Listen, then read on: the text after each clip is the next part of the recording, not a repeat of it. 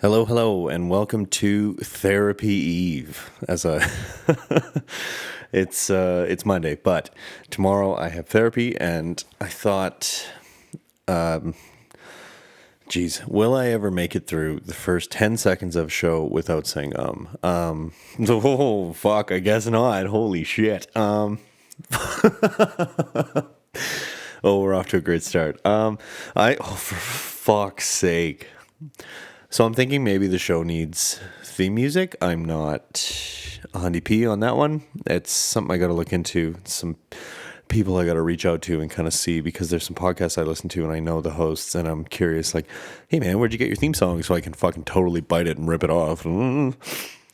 Anyway, it's Therapy Eve. Tomorrow is therapy with the therapist, obviously, not with the fucking dog or something. So I thought after the episode that April created by posting and nothing on Snapchat, maybe we could turn Sundays or Mondays into Therapy Eve podcasts where I get on here and I kind of go over the homework, since, we're exposing ourselves so much anyway. We might as well go whole hog and really put ourselves out there. So I'm going to try not to talk about April too much in this, because it's percolating in my head now, and well, you know what? Let's just talk about it now and get it out of the way in the front half, so that everybody who's tired of hearing about fucking April can fast forward. I'm not putting timestamps in, figure it the fuck out. Yeah, I kind of was percolating on it all day. I talked to the Frenchman about it a little bit, but yeah, I don't know if a voice note is the way to go, because it'll just sound like this, just So we're leaning towards a text now. Fuck's sake. If this was a drinking game, I would be so dead already, but I'm thinking a text is probably the way to go with this. Fuck. And sister, I can hear you giggling at me trying not to say it now at home, so thank you. Oh God. I think a text is the best way to go, but the more I kind of think about it, the more I don't really know what to say, because it's kind of, I don't know what I'm looking for. Like, I don't know. Like, would it be nice for her to come back and say, we can try again, we can work on it? Like, yeah, obviously that would be kind of what I would hope for, but I really just, that's kind of in the outside realm of what I think will happen. So I don't want to send this text and be like, I want to get back together. Like, that's why I'm messaging you, because it's just kind of, you're setting yourself up for sadness, I think, doing that, because the chances of that are so low. But this is very psychotic to plan a text message this much too, I realize. I don't know. I don't know what I'm looking for. Obviously, like closure, like we talked about. And I'll probably just say that, like, look, this, that, and the other. But, okay. And we're going to try not to talk about April, because I didn't bring it up in the homework. And, I feel really bad making Jilly talk about, I almost said her real name. Bad Rackham. I feel really bad making Jilly talk about April all the time and kind of dealing with it. I'm like, I'm sure you're sick of this fucking high school drama I bring to therapy. Like, I can't get over her. And one day I will. Sorry, that was foul. One day I'll be able to breathe through my mouth, nose. And when I sit down and record one of these, and there won't be so much yawning, or I'll remember to breathe. One of the two. I'm a bad human, apparently. So, okie dokie. So I got the homework here. I'm really sorry. When I take a break here to make a drink in a second, I'm gonna blow the old nose. But so this was for last Tuesday, and she had started by saying, and I talked about this on a previous episode, probably on Wednesdays or something, but she had said she wanted me to put myself out there more professionally and personally, and I derailed that conversation by telling her what a ridiculous human being I am at work. So, which was kind of the goal, because I don't want to talk about putting myself out there personally. I think I would, like I've said, shit myself to death basically and die. And I know she's going to circle back around to this. She always knows when I'm deflecting. And then we kind of learned this lesson this week, shockingly fast, with May. it just, I have a note here that says I should be validating myself, which kind of circles back to how we had talked about this. Like, I heard the therapist and I, not y'all and I when I was with April, I was looking for a lot of my self-worth and validation in her validation of me and her reassurance, and thinking about it, like, fucking hell, that must have just been exhausting for her. And she's a trooper for putting up with it as long as she did, honestly, because, like, I'm sure it must have just, like, sucked the fucking life out of her dealing with my neediness.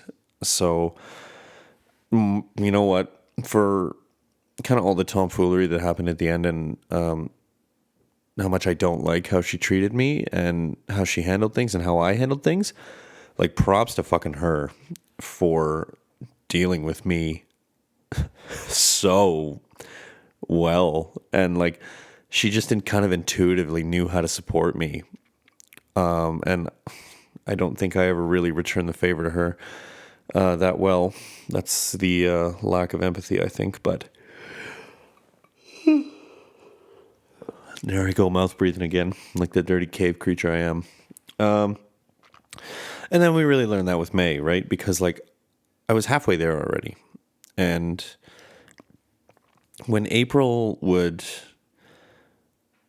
well, there's no point in pussy. Like, she was just fucking ignoring me at the end, is what she was doing, and putting in the bare minimum, because she had told me she was checked out of the relationship, blah, blah, blah, blah, blah. There's a whole story there. But when May would do it, and, like, it would send, okay, no, when May would, not when May would do it, when April was doing this shit, it would, like, it would send me off the fucking deep end. And, like, I would just lose, like, just obsess over it. And, like, it would just turn into, like, a choose your own adventure, where it was like, this is it, she's leaving me, this is the end, blah, blah, blah. And I just couldn't pull out of the spiral. It was just constantly in, like, this kamikaze nosedive. But at the same time, like, if you're going to fucking disappear for 3 hours, maybe let me know. That's kind of just the nice thing to do, right? But fuck me, I guess. But with May, like, she was the same way. She would just kind of vanish for an hour or two. She wouldn't tell me she was going to work or whatever. And, like, I didn't spiral that hard, because, like, I'm still checking my phone and being like, oh, she replied yet, blah, blah, blah.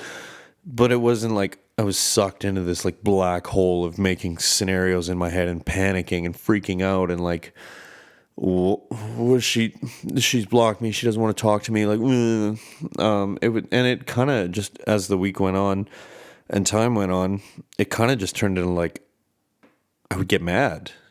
And, like, well, okay, mad's the wrong word. I would get upset, because I'm like, we've talked about this. Like, I'm pretty upfront within the first few days of meeting somebody new. Like, I'm a big texter. I don't mind talking on the phone. I don't mind FaceTiming. Like, whatever your communication style is, I'll adapt to. But if you're going to fucking fall off the planet for hours at a time, like, could you just give me a heads up? And May knew this, and she still did this shit. And now we know she was just leading me on, or wrestling with how to tell me, like,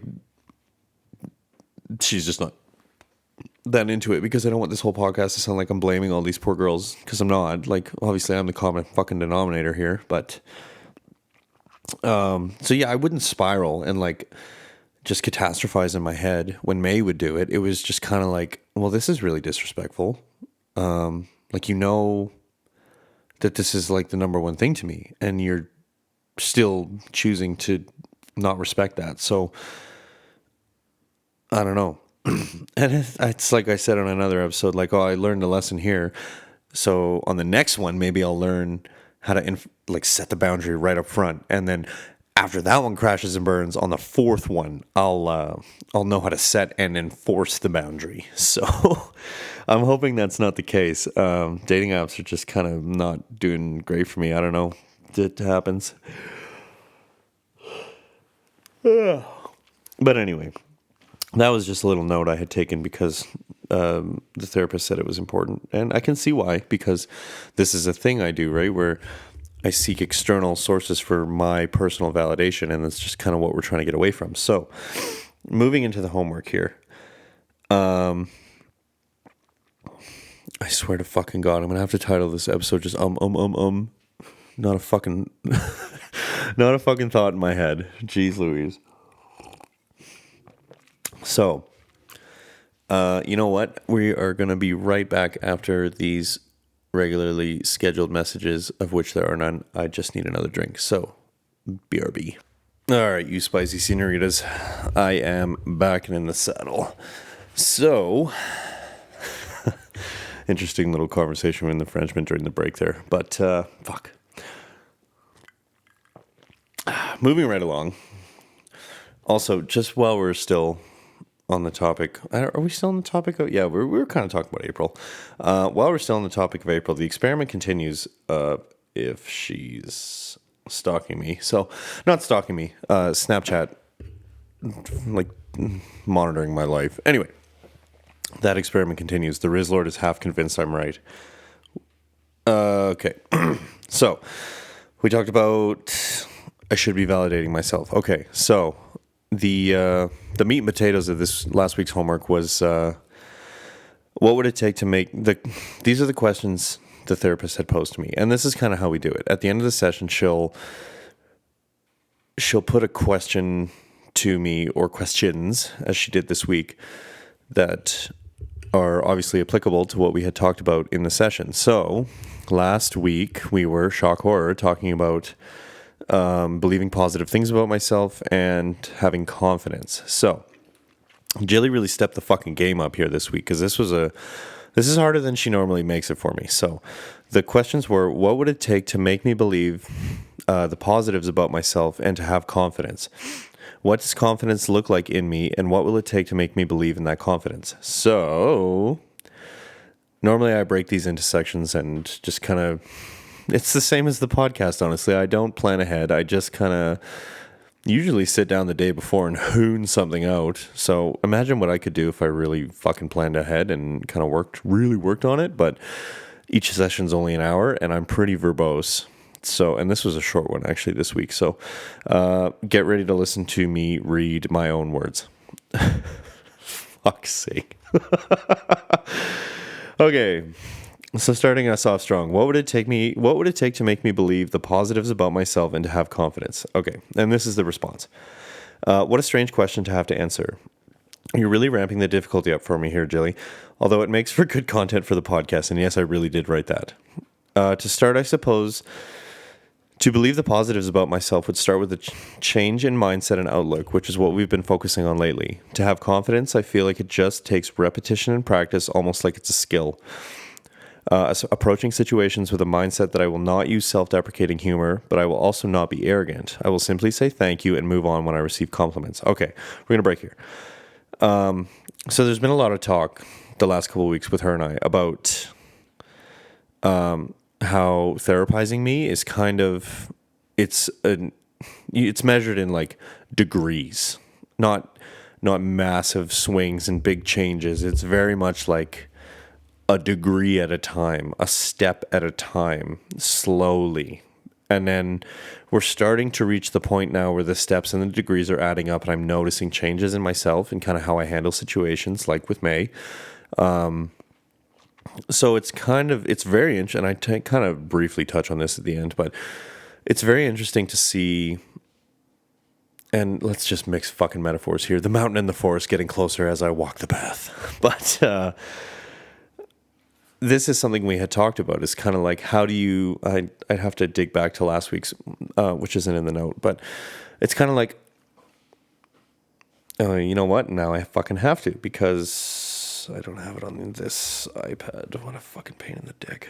Sorry. This is great podcasting. We're off to a great fucking start here, guys. Although we're 14 minutes in. And also I found out tonight that GarageBand for iOS has a 64-minute episode length limit. So, you know what? I don't really feel like digging this up because I can't remember where it is. But we've kind of been talking about, yeah, like it's a degree at a time, a step at a time. Like it's little changes that add up over time, cumulatively to make one big change or several big changes, and all of a sudden you don't even recognize how you got there. Like I talked about 2 episodes ago, probably. I can't remember when, but so this is kind of what we've been focusing on: is her gently nudging me to change that next degree, take that next step, and kind of, think positively about myself, because that's kind of what we're focusing on right now. It's like, hey, you have worth. There are positive things about you that you bring to the table and to the world and to your friendships and relationships. Let's acknowledge those, and let's kind of start to make you believe that, hey, you are worth a shit, and you shouldn't go through life acting like you're not, because it just lets people treat you like you're not, which we've established you fucking hate. So, and, honestly, what will it take to what does confidence look like in me? And to have confidence. Like, this is kind of a hard one to answer, honestly, because I've never really been like a confident guy. I've always kind of been, like, this is the wrong word for it, but it's kind of like the beta male and more of a follower, more middle of the pack. Like, I don't want to be noticed. So I'm kind of guessing he said autistically, but, like, obviously I know what confidence is because I go into situations very overconfident. And that is the opposite of what we're trying to get to here. Anyway, where were we? And receiving compliments. Like, she's trying to, and I'm working on it, because normally I would receive a compliment and it would be instantly like self-deprecating. Like, you look very nice. Well, soda bags of trash, but that kind of shit. So, anyway, I will simply say thank you and move on when I receive compliments. Approach situations that are difficult or challenging with the mindset that I can accomplish whatever the task is, instead of believing from the outset that I will fail regardless of the effort I put in. It really is just a willful, persistent effort to change my mindset. I believe, although I could be missing a step. So this is another one. We've talked about this. I tend to fucking catastrophize and, like, see the word. I'm a pessimist kind of by nature, or just by learned experience, but I tend to approach new situations and unfamiliar stuff with the mindset that, like, well, I'm going to fail. I'm going to fuck this right up. And that's something we're trying to change, because it's hard to feel good about yourself and have confidence and be positive when you're walking into every new situation like, well, I'm going to fuck this up. 100% going to fuck this up. So, God damn it. As fucking if. One of the first voice notes I did, and I'm really sorry, guys. I know you're fucking tired of hearing about April, but I can't stop talking about her. So, because I'm not over it. So, y'all get to fucking hear about it. One of the first voice notes I did when I started doing them, trying to work this shit out so that April wouldn't fucking leave me, I said, I had this belief, like, you are going to fuck this up. You are 100% going to fuck this up, and it's going to be nobody's fucking fault but yours. And in the end, I kind of made that a self-fulfilling prophecy. So, go team. Fuck. And it's like, it would be good to get another go knowing what I know now, another try, because I can see so clearly where I went wrong in so many ways. And it was just, and now we're playing this fun game of, like, do I watch what I say? Because someday she might hear these. But at the same time, like, we're working through shit, and it was a shitty breakup, and fuck. So, yeah. I don't know. I feel like I wasn't ready. I thought I was ready, and I wasn't ready. And I should have been more honest with myself, but I couldn't stand the thought of losing her. And in the end, look what I got. So, moving right along. So the first part of this is back to the homework. The first part of this is much harder to address, I'm finding. And the first part being, what would it take to make me believe the positives about myself?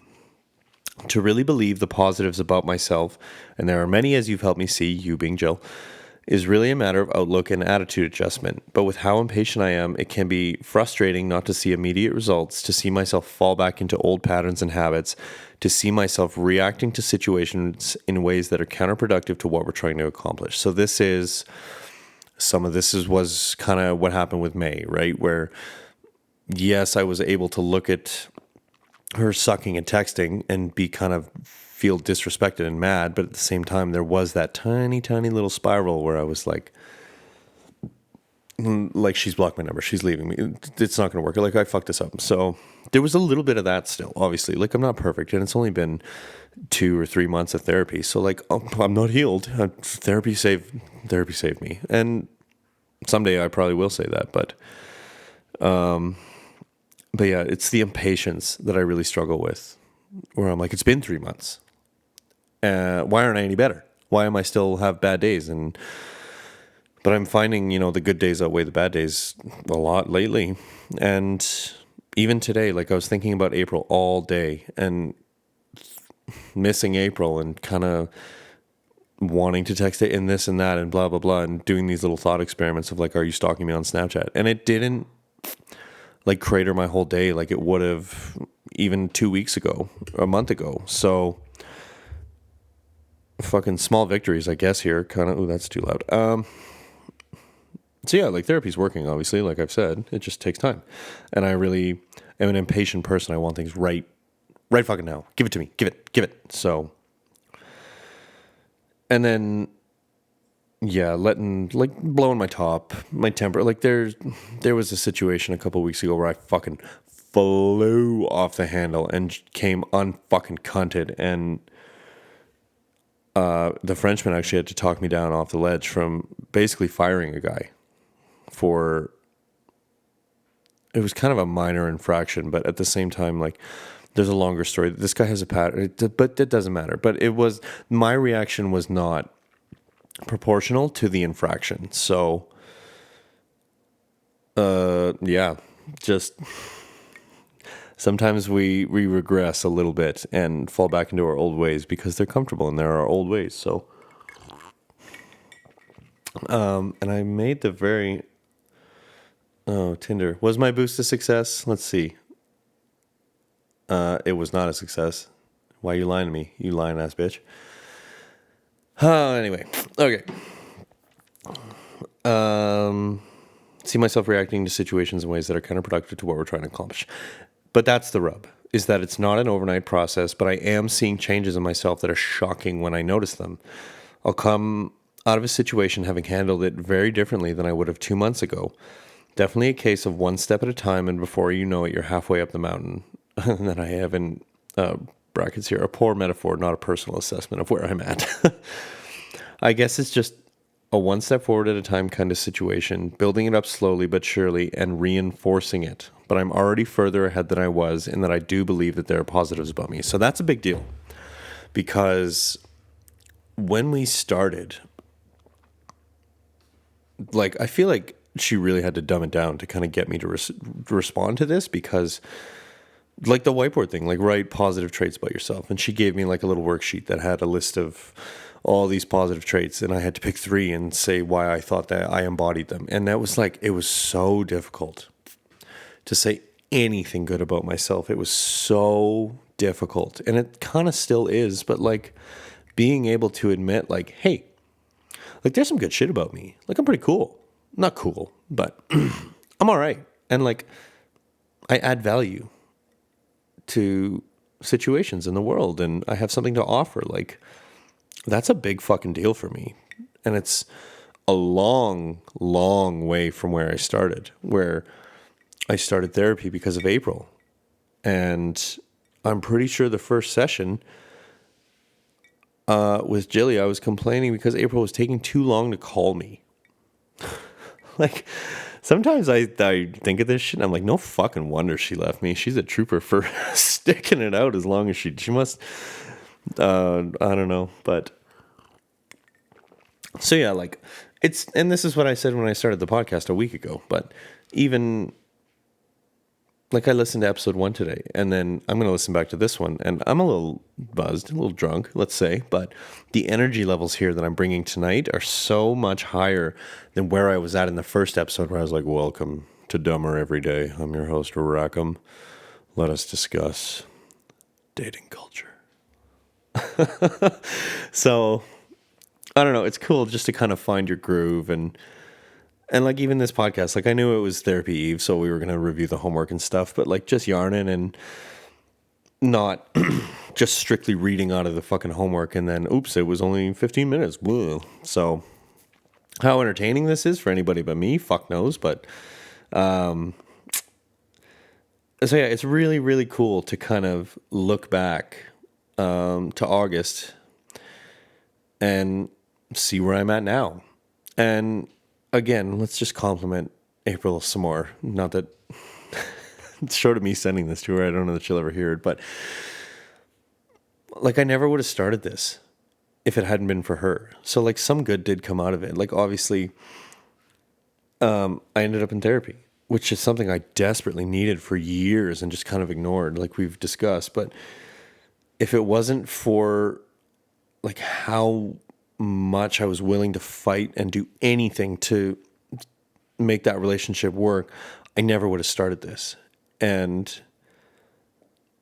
it's funny how a healthy relationship can kind of make you do that, because when I was with January, like it didn't fucking matter. I could do no wrong until I could, and it took almost 10 fucking years to get there. So, but with April, it was like right away, I could feel the difference. I could see the difference, and that actually caused a fight at one point. But, and it was something I wanted to hold on to so tightly, and because I like never wanted to lose that feeling, and then I held on too tight and I lost that feeling. But never again will you feel that feel. But yeah, if it wasn't for April, like I never would have started therapy, and we wouldn't be here. I would be this miserable fucking cunt who would probably just be mad at her and not acknowledge like his part in the shitstorm that was like. But on this flip side, like she hasn't acknowledged her part in it. So, but maybe she sees it the same way I do. Her behavior was a reaction to my behavior, which was a reaction to her behavior. So it's again the self-eating snake, because we didn't fucking talk to each other, which is why communication is my number fucking one. So we can be thankful to April because she got me into therapy. And then if there's one good thing to take away from kind of how that all went, it's that she got me into therapy, and I can see the changes, and it's I just can't expound the values of it enough. Like, if you can swing it, do it. If you think you need it, you need it. If you don't think you need it, you definitely fucking need it. So thank you, Jelly. You're really just a lifesaver. Straight coming out. I'm not going to say where she's from, but okay. And then we move into the back half here. So this is back to the homework. What does confidence look like in me? What will it take to make me believe that in that confidence? So, and now we're kind of getting into portions of the therapy that I've just never really talked about because it hasn't kind of come up on the podcast. It's not, we're scooching. It just has never come up in the podcast. So get ready to learn something new about your old host again, which I sent the podcast to a couple people today. So I'm really sorry when you guys make it to this episode and your jaws are on the floor like, I never knew how fucked up he was. It gets worse. Okay. I want to say that me with confidence would be someone at ease with himself and his place in the world. Maybe a quiet certainty about who I am. Not as much as I used to, but I tend to worry about where I fit in the world or focus on how I don't fit in. We, Jelly and I, have spoken previously about this previously, just in a general sense that I don't fit, square peg round hole situation.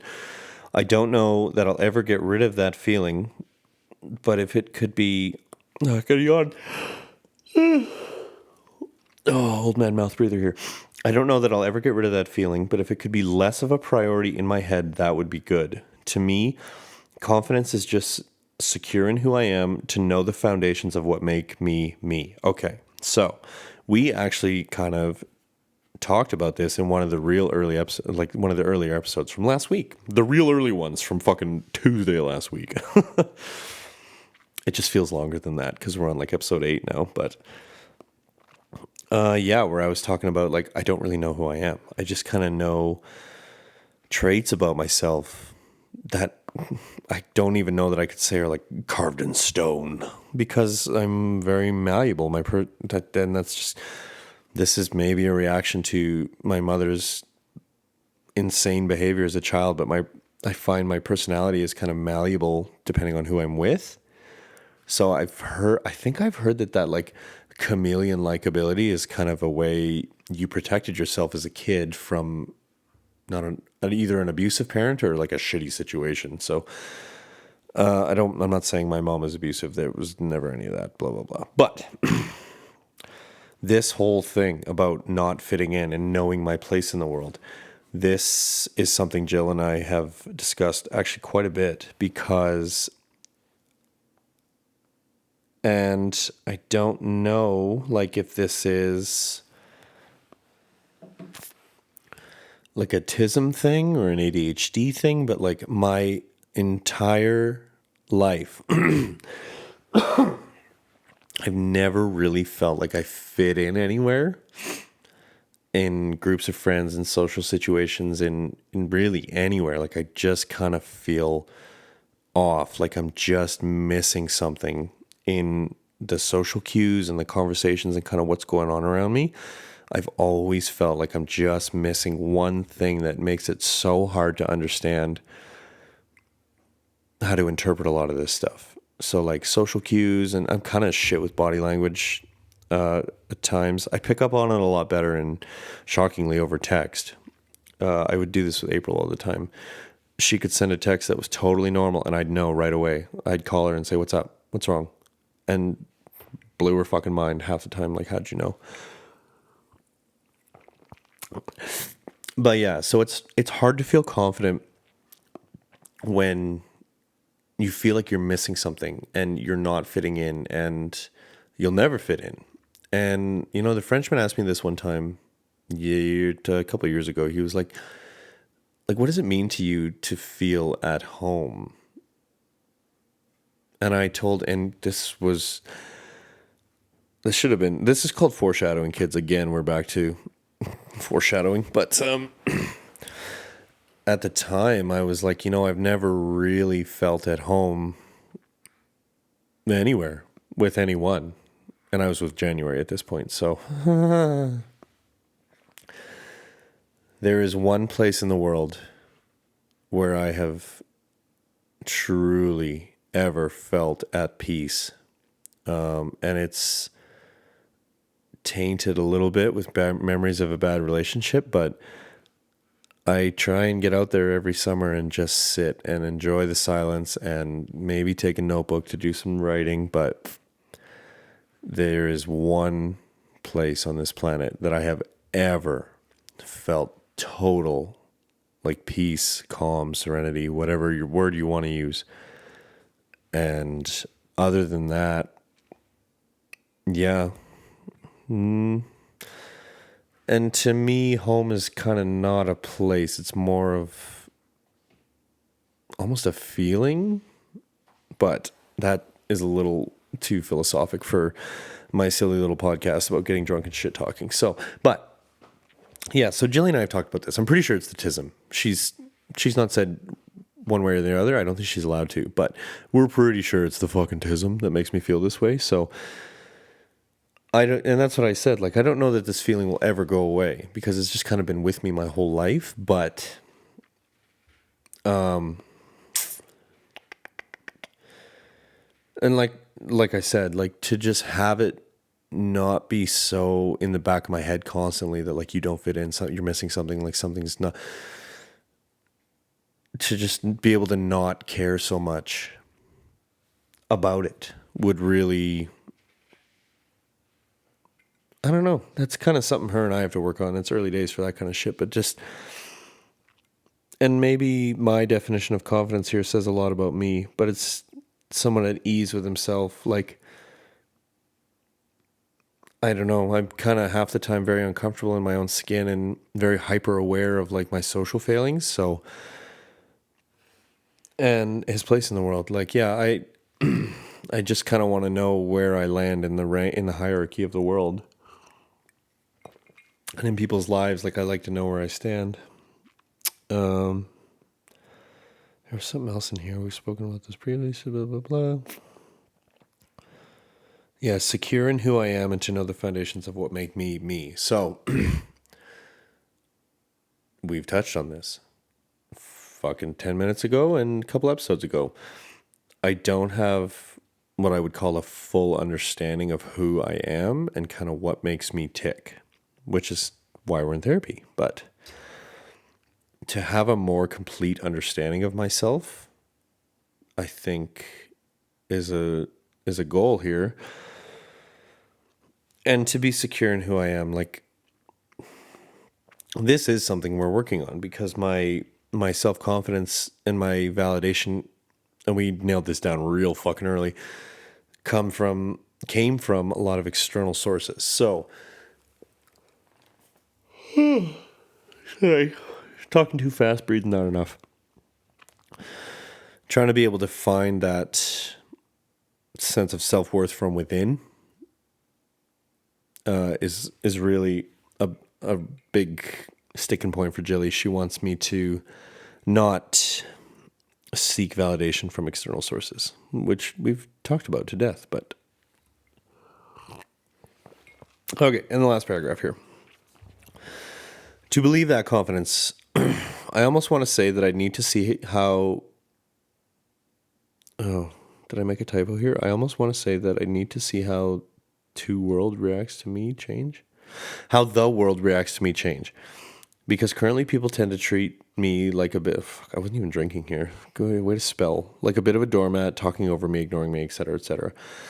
I think if people listen when I talk, weren't so quick to disrespect my boundaries, that sort of thing, I'd believe that I was giving off confidence that was picked up by others. But again, it might just be one of those things that take practice. Like you said, the 1 week, fake it till you make it, which I'm not a fan of, but in this instance, it seems like it might just work one step at a time. So yeah, I don't know. This is kind of a, I don't want to say like, oh, sorry. I need a new fucking mic arm. This one, I'm not a fan. Fucking Amazon Basics. But, like I'm very hyper aware of how the world reacts to me and my behavior and my social skills and mannerisms and blah, blah, blah. Fuck, I need a mute button here is what I really need.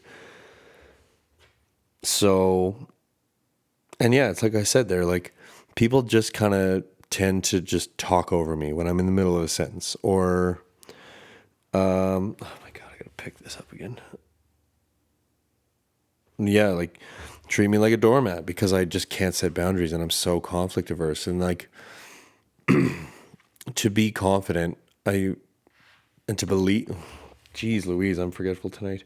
Like to believe that confidence that I have it and that it exists, like it would require me observing the world and people in the world changing how they react to me. I think, if that makes sense. It does in my head. Like I said, people wanting to listen when I talk instead of being so quick to talk over me and not treating me like a doormat, and people, respecting the boundaries where I say, hey man, like this is offside. Don't do this. I don't like that. And having it be respected, because it's kind of a fucking uphill battle half the time. I don't have any specific example in mind. I just know that it is. So,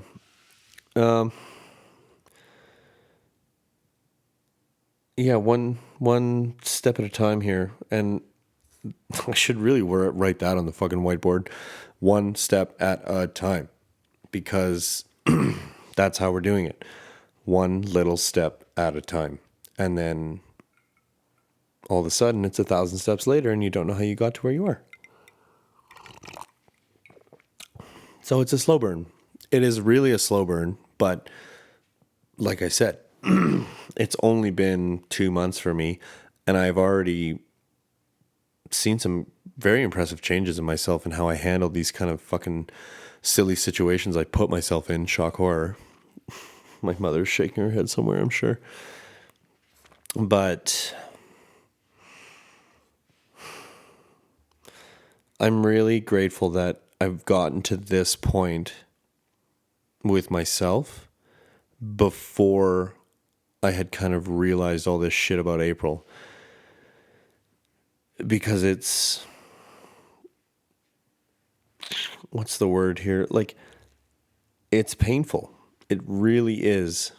And the uncertainty kind of makes me nervous. Like, what's gonna happen? Because she can be very reactive if she misinterprets something or interprets it in a way that she doesn't like. So that is kind of why I'm stressing over this text, because, or this voice note, whatever I decide to send, because Jesus Christ, I sound like I'm getting back into, no, but it's there that, like, I tend to not think when I speak. And this was kind of a problem we had, is because I would just say the first thing that came to my mind, and come to find out, well, oops, it's stuck in her craw, and she's just been stewing on it and didn't tell me about it, and then she fucking blows up at me and is going hell for leather, tearing strips off me. So,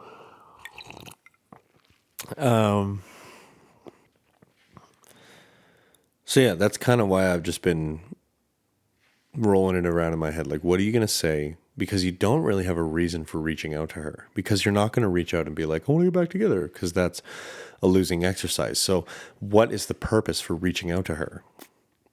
There has to, and this might just be like dude brain, because I do the same thing with my buddies. Like, I can't just text you and say I miss you. That's gay.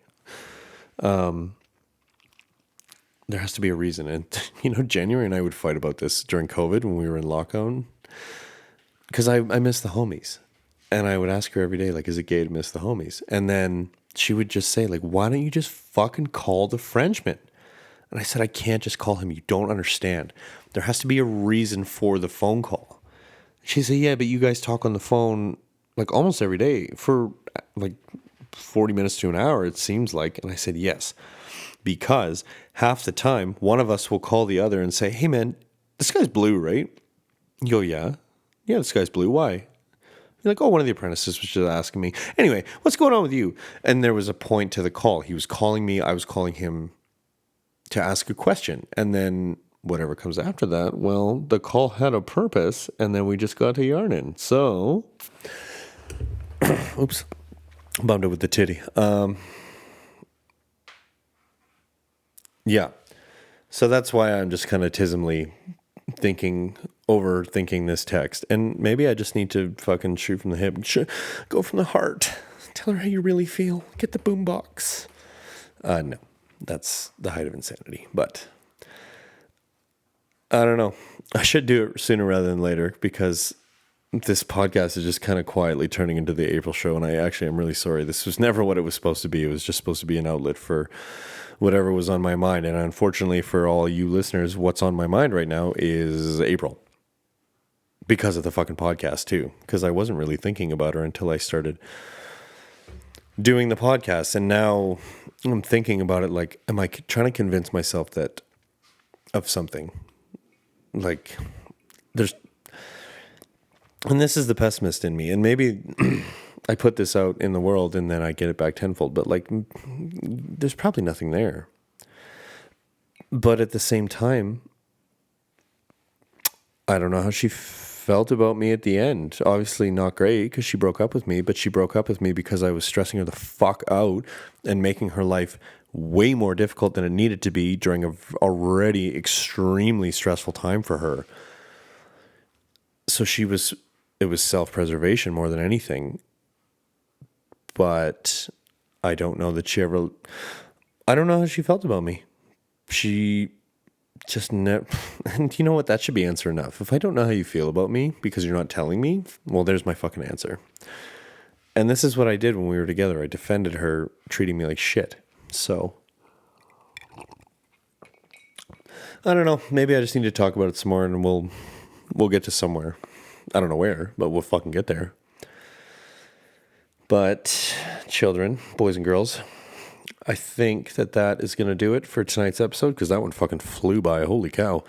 Therapy Eve episode, A+. I need to write more for the next one. But now that I know that GarageBand is kind of limited to 64 minutes before it just fucking stalls out, I'm going to have to just keep an eye on this and be a little careful with the episode length, I think, moving forward. And if we find that we're starting to really bump up against that 64-minute limit, then I'm going to have to probably switch over off the iPad to a desktop computer-based program, and then use the iPad for the shorter yarns. But it's like, God help me if I end up sitting down and doing a 2-hour podcast. Like, I can't imagine having that much to say, but I couldn't imagine that I could go for 45 and a half minutes here tonight. And here we are, fucking 45 minutes and a half in. So, all the usual. Thanks for listening. I really appreciate all the listener I do have besides me, because you are out there. I see you on the stats page, and I need to start putting this at the front of the show because I don't know how many of you actually make it to the end. But if you made it to the end, you know what I'm going to say. If you go to the episode page on Spotify in the app there, if you scroll all the way to the bottom, there will be a little Q&A section. I did change it for last week's episode. I think I forgot for yesterday's, but what I'm looking for here is, how did you come across the podcast? Because I've done no promotion for this thing. I just started recording and posting it, and I told 2 people in my life. So if you are not my sister and you are not Kayla, let me know how you came across it. Did Spotify recommend it? Did the goat make you laugh? Did it just come up on a random search? Like, I'm just kind of curious how the algorithm works and how people find this shit, because like there's some stat where it's like somebody starts a podcast every fucking 5 minutes. So I'm just kind of curious how the internet and algorithms and AI work. So, and all that usual rah fucking rate the podcast on iTunes, because it is on iTunes now, and give it whatever you think it deserves. I'm not going to fight you all for 5 stars. If you think it's 2 stars because I can't shut the fuck up about my ex, then hey, put her down. But thanks for listening. Thanks for sticking with me on Therapy Eve, and I will catch you guys in the next episode. Stay good, and fuck, I need to come up with an outro. We need intro music and we need a proper outro, because I can't just keep biting on fucking We Mean Well. But that's going to do it for me. Y'all stay good, and I will see you in the next episode. Hooroo.